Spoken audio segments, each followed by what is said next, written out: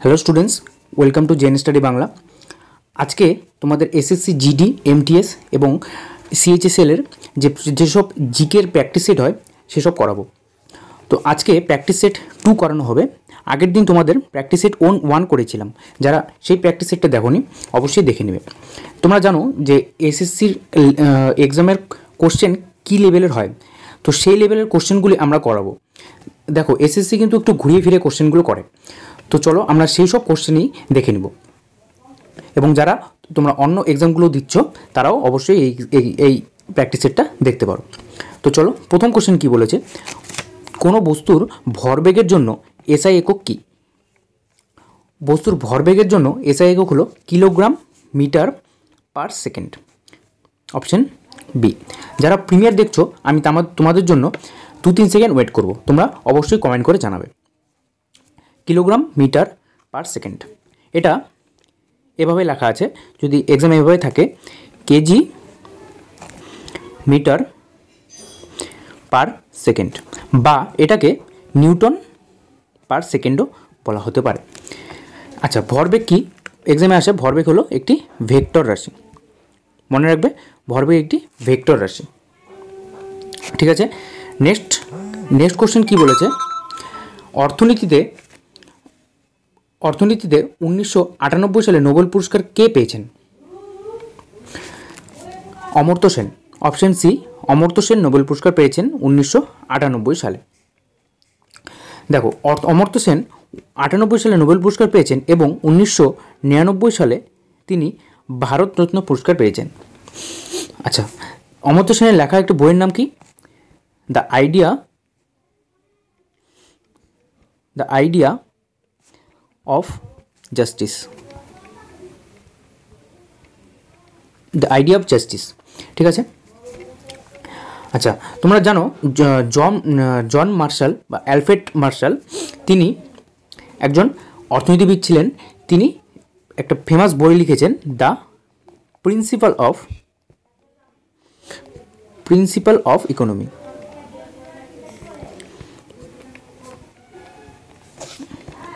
Principal of economy, ঠিক আছে। তো নেক্সট কোশ্চেন আমরা দেখিনি। নেক্সট কোশ্চেন কি বলেছে, নিম্নলিখিত কোন গায়ককে 2023 সালে পদ্মভূষণ পুরস্কার দেওয়া হয়েছিল? এসএসসি কিন্তু কারেন্ট অ্যাফেয়ার্স খুব প্রেফার করে, কারেন্ট অ্যাফেয়ার্সটা খুব ভালো করে দেখে যেতে হবে তোমাদের।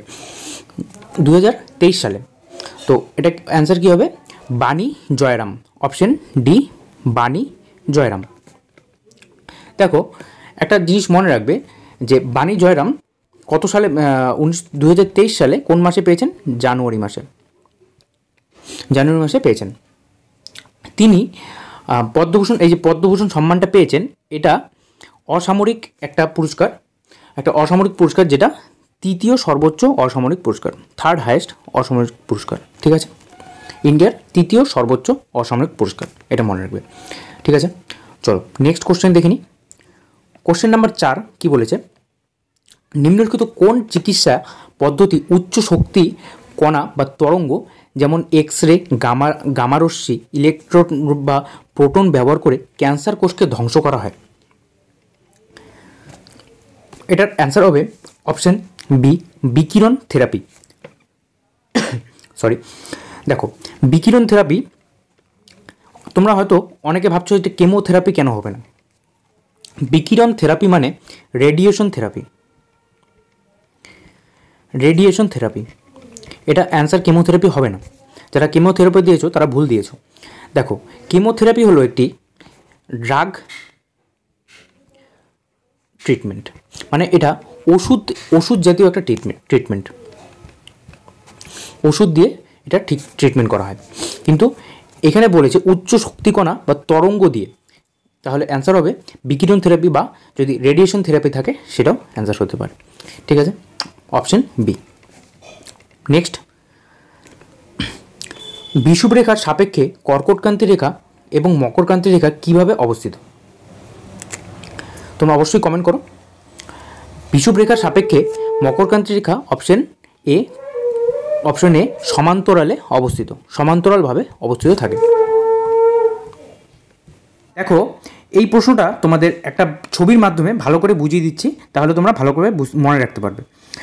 দেখো এখানে ছবিটা আঁকছি, ধরো এটা পৃথিবী, ঠিক আছে, এটা মাঝখানে যেটা লাইন, এটা হলো বিষুব রেখা বা নিরক্ষরেখা, বিষুব লিখছি, বিষুব রেখা বা নিরক্ষরেখা, ঠিক আছে।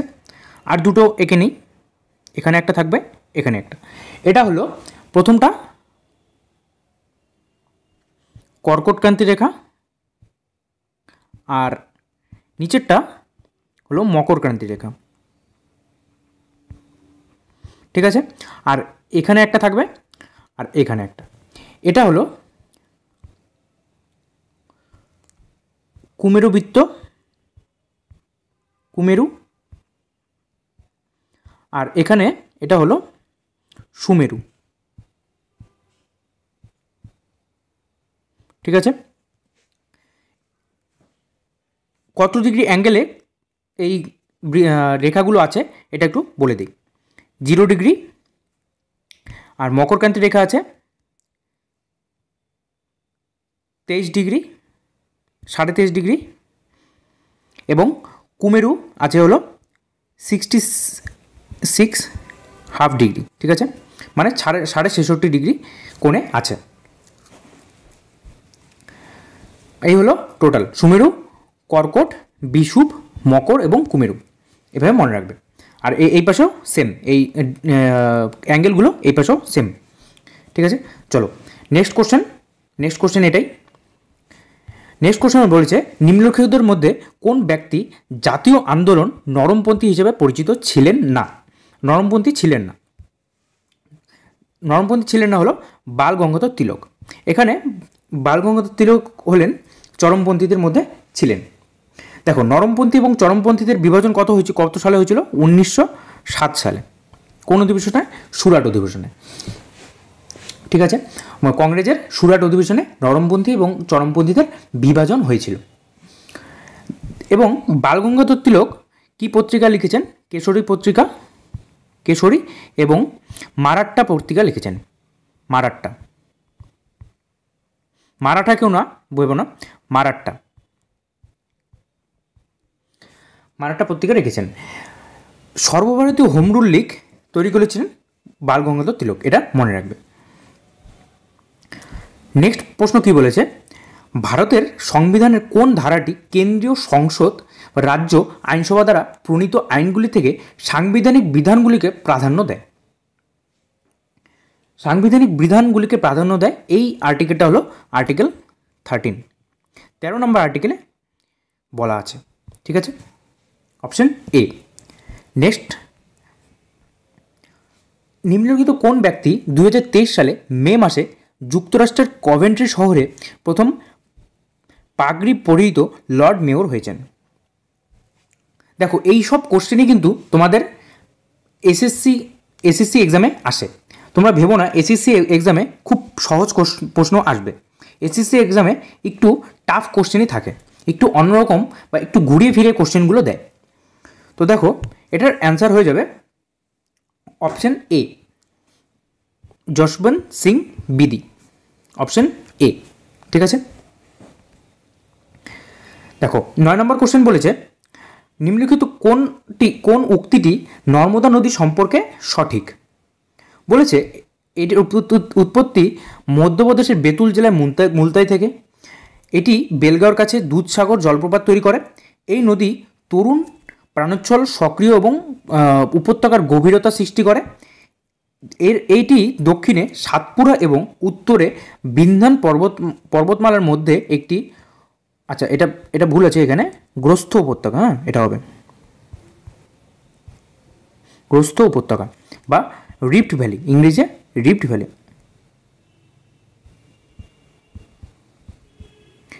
ভ্যালি, ঠিক আছে, রিফ্ট ভ্যালি বলা হয়, গ্রস্থ উপত্যকায় রিফ্ট ভ্যালি বলা হয়। তাহলে অপশন হয়ে যাবে অপশন ডি। দেখো এই যে নর্মদা নদীর প্রবাহটা একটু তোমাদের দেখিয়ে দিই। নর্মদা নদী অ্যাট ফার্স্ট যে এই যে বলেছে এখানে উত্তরে বিন্দু,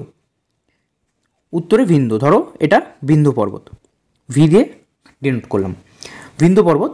তারপর আছে সাতপুরা, তারপর সাতপুরা পর্বত, এস দিয়ে ডিনোট করলাম। এখন নর্মদা নদী কোথা থেকে গেছে? নর্মদা নদী বিন্ধ্য এবং সাতপুরার মাঝখান দিয়ে গিয়েছে নর্মদা নদী। এইভাবে বিন্ধ্য এবং সাতপুরার মাঝখান দিয়ে নর্মদা নদী প্রবাহিত হয়েছে।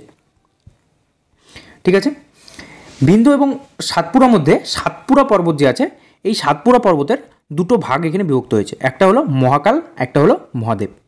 এই মহাকাল পর্বতের একটা শৃঙ্গ আছে, সেটা হলো অমরকণ্টক শৃঙ্গ। অমরকণ্টক শৃঙ্গ থেকে নর্মদা উৎপত্তি হয়ে এই পাশ দিয়ে বিন্ধ্য এবং সাতপুরার মাঝখান দিয়ে প্রবাহিত হয়েছে। ঠিক আছে, এভাবে মনে রাখবে। তারপরে আরেকটা জিনিস দেখিয়ে দিই, এই যে সাতপুরার পরে আছে অজন্তা পর্বত, অজন্তা। ঠিক আছে, এই যে অজন্তা পর্বত আছে, এই অজন্তা পর্বতের মাঝখান এবং সাতপুরা এবং অজন্তা পর্বতের মাঝখান দিয়ে, এটা এ দিয়ে ডিনোট করছি, সাতপুরা এবং অজন্তা পর্বতের মাঝখান দিয়ে কোন নদী গিয়েছে? তাপ্তি নদী। এটা মনে রাখবে, ইম্পর্টেন্ট আছে। যদি একটু কোশ্চেন একটু ঘুরিয়ে দেয় তোমরা কিন্তু এটা ভুলে যাবে যে সাতপুরা এবং অজন্তার মাঝখানে কোন নদী আছে? তাপ্তি নদী। ঠিক আছে, তাপ্তি বা তাপি নদী। নেক্সট কোশ্চেন বলেছে, তিব্বতীয় বৌদ্ধ ধর্মের প্রতিষ্ঠাতা পদ্মসম্ভব এর জন্মদিনে উদযাপনের জন্য লাদাখে উৎসব অনুষ্ঠিত হয়। লাদাখে কোন উৎসব অনুষ্ঠিত হয়? দেখো, তোমরা জানো লাদাখে একটা ন্যাশনাল পার্ক আছে, কি নাম? Hemis national park. Hemis national park. ঠিক আছে, তোমাদের ন্যাশনাল পার্কের যে উপর একটা ক্লাস হবে, সেটা খুব তাড়াতাড়ি হবে। নেক্সট কোশ্চেন, আচ্ছা, হেমিস ন্যাশনাল পার্ক। তো লাদাখে কোন উৎসব অনুষ্ঠিত হয়েছে? লাদাখে হেমিস সেচু উৎসব অনুষ্ঠিত হয়েছে। এভাবে তোমরা মনে রাখতে পারো। অপশন ডি, হেমিস সেচু উৎসব। নেক্সট কোশ্চেন বলছে, দশম পঞ্চবার্ষিকী পরিকল্পনার সময়কাল কি? দেখো, দশম পঞ্চবার্ষিকী পরিকল্পনা কোন সময় হয়েছিল? 2002 থেকে 2007। অপশন এ, 2002 থেকে 2007। সেই সময় প্রধানমন্ত্রী কে ছিল? সেই সময় প্রধানমন্ত্রী ছিল অটল বিহারী বাজপেয়ী, শ্রী অটল বিহারী বাজপেয়ী। ঠিক আছে, প্রধানমন্ত্রী ছিল। দেখো, তোমরা প্রথম থেকে 2-3টে বলে দিচ্ছি পঞ্চবার্ষিকী পরিকল্পনাগুলি। ফার্স্ট পঞ্চবার্ষিকী পরিকল্পনা হয়েছিল জওহরলাল নেহরুর সময়।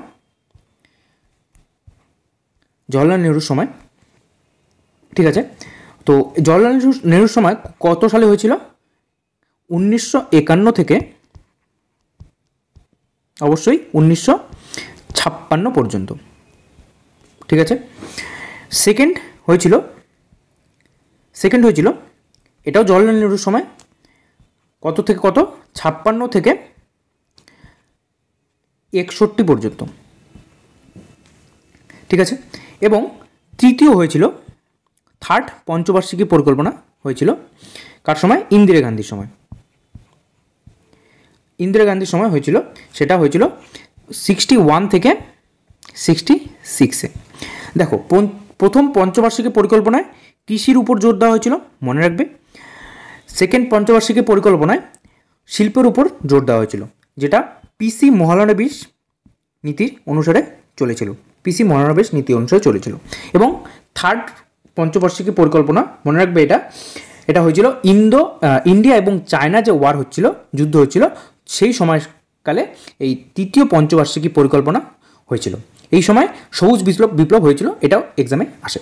ঠিক আছে, তো চলো নেক্সট কোশ্চেন দেখে নিই।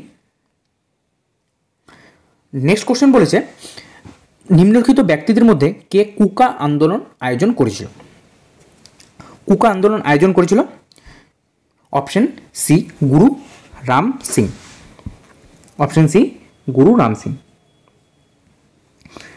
দেখো, তোমাদের যে এই যে গুরু গোবিন্দ সিং, গুরু নানক, রামদাস, এইসব নিয়ে একটা সেপারেট ভিডিওতে তোমাদের একটা ডিটেলস বোঝানো হয়েছে। ঠিক আছে, এটার লিঙ্ক আমি ডেসক্রিপশনে দিয়ে দেবো, তোমরা অবশ্যই দেখে নেবে। ডিটেলস আমি এই সবার নাম নিয়ে আমি পড়েছি, কে কী করেছেন সবার নাম নিয়ে পড়েছি আমি, ঠিক আছে। নেক্সট কোশ্চেন, নিম্নলিখিত উত্তর পূর্ব রাজ্যগুলির মধ্যে কোনটি 2023 সালের ডিসেম্বর মধ্যে AFSPA অপসারণের লক্ষ্য রাখে?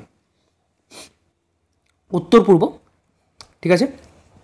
নর্থ ইস্ট রাজ্যগুলির মধ্যে কোনটি? অপশন এ, আসাম, ঠিক আছে। কারেন্ট অ্যাফেয়ার্স, একদম রিসেন্ট কারেন্ট অ্যাফেয়ার্স, অবশ্যই তোমরা মনে রাখবে। নেক্সট কোশ্চেন বলেছে,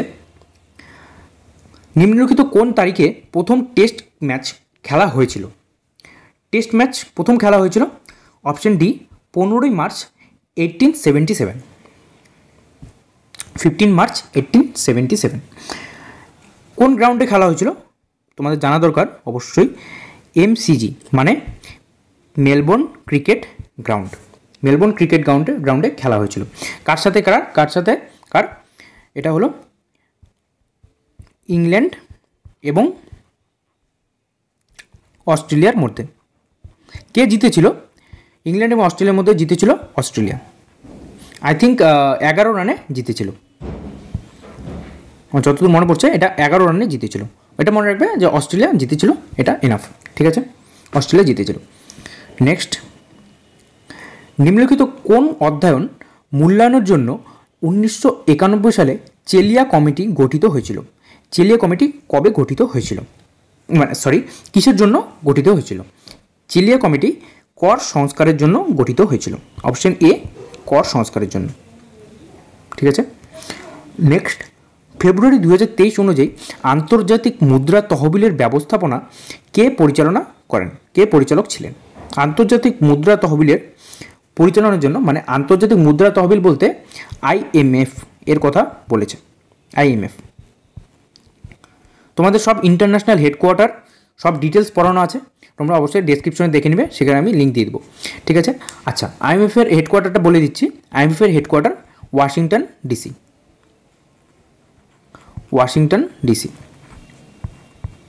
ঠিক আছে।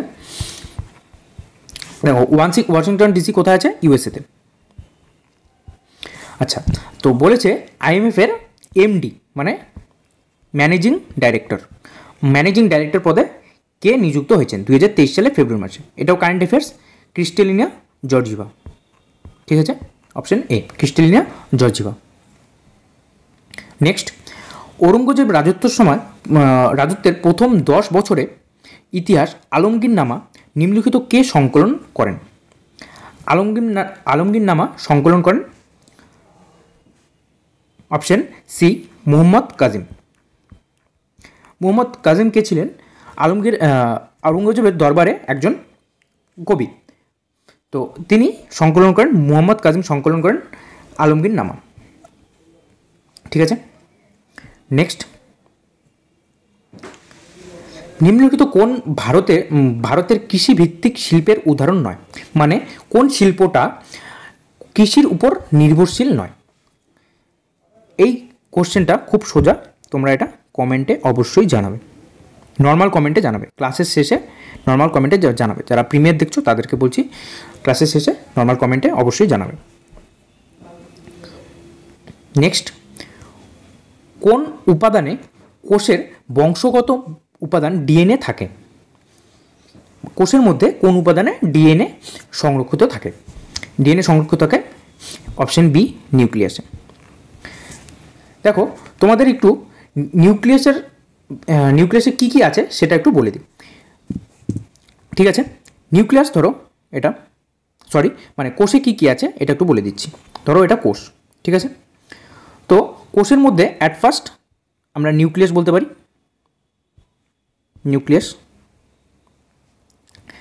সেকেন্ডলি আমরা গলগি বডি, তারপর মাইটোকন্ড্রিয়া, এক মিনিট,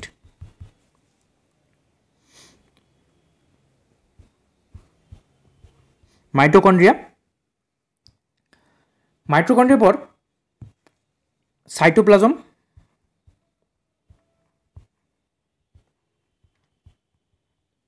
সাইটোপ্লাজম, ঠিক আছে। সাইটোপ্লাজম, এটা নিউক্লিয়াস হয়ে গেল, নিউক্লিয়াস আছে।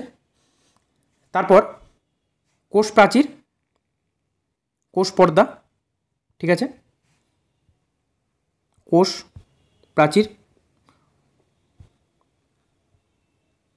কোষ পর্দা।